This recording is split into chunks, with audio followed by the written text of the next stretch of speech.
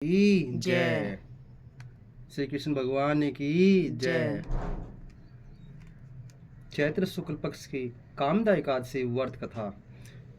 इतनी कथा सुन महाराज युधिष्ठिर ने कहा कि हे भगवान, आपको कोटिस धन्यवाद जो आपने हमें ऐसी सर्वोत्तम व्रत की कथा सुनाई। मगर इससे हमारी जिज्ञासा बढ़ती ही जा रही है और बार बार यही इच्छा होती है कि और भी आगे की सुंदर कथाओं को सुने। हे महाप्रभु, चैत्र शुक्ल पक्ष एकादशी का क्या नाम है और क्या महत्व है, कृपया कर कहिए।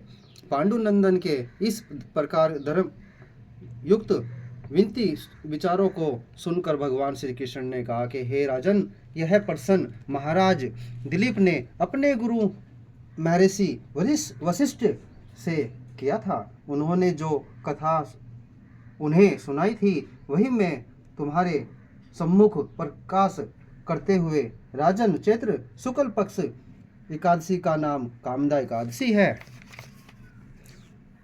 इसका व्रत करने वाला महान पापों से छूट जाता है। यह एकादशी अत्यंत पुण्य को देने वाली है, पापों को नष्ट करने वाली है, सनातन को देने वाली है। सुनो, तुम्हें एक प्राचीन आख्यान सुनाता हूँ।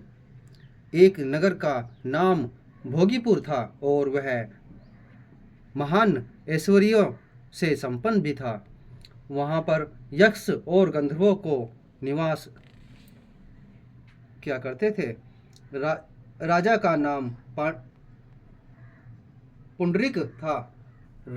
राजसभा में नित्य ही गान वाद और हुआ करता था। उसी राज्य में ललित नाम का गंधर्व अत्यंत ही सुंदर और ऐश्वर्यशाली था। उसकी स्त्री का नाम ललिता था। वे दोनों प्रेम पूर्वक अपना जीवन यापन करते थे। एक दिन ललित राज दरबार में गा रहा था, मगर किसी कारणवश ललिता नहीं थी।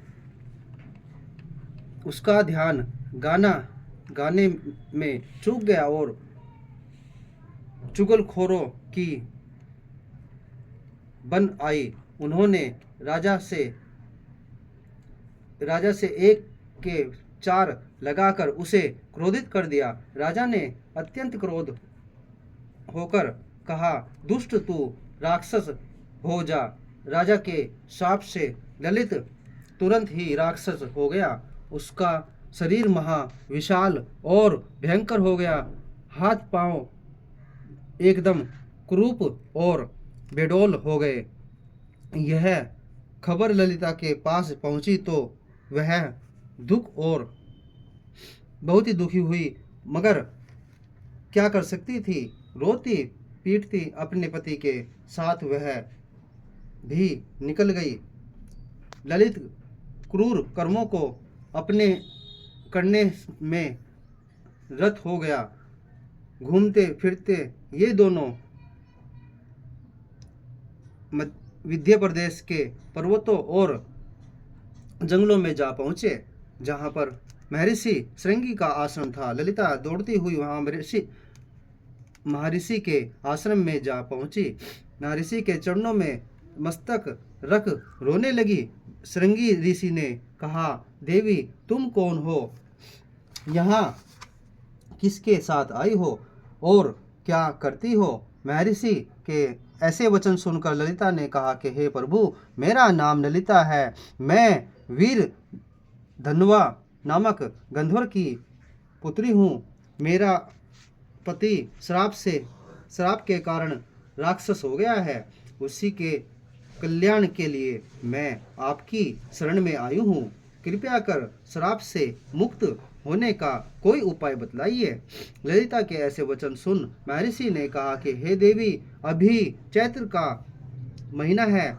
तुम चैत्र के शुक्ल पक्ष की कामदा एकादशी का व्रत मेरी बताई रीति अनुसार करो और उसका फल अपने पति को अर्पण कर दो।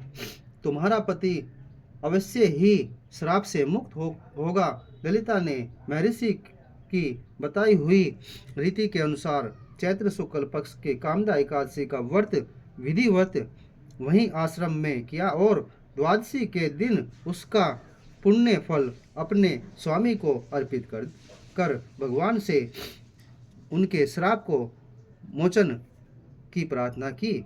तत्काल ललिता का श्राप नष्ट हो गया और पुनः वह अपने प्रथम स्वरूप में हो गया। तब दिव्य विमान पर सवार हो दोनों प्रसन्नता पूर्वक अपने नगर को गए। अस्तु यह कामदा नामक एकादशी का व्रत महान अक्षय फल को देने वाला है और पापों को नष्ट करने वाला है। ब्रह्मा हत्या इत्यादि महान पापों को करने वाला महान पापी भी कामदा एकादशी के व्रत कर पाप से मुक्त हो जाते हैं। इस कथा के कहने एवं सुनने से ही वाजपेय यज्ञ करने का फल प्राप्त होता है।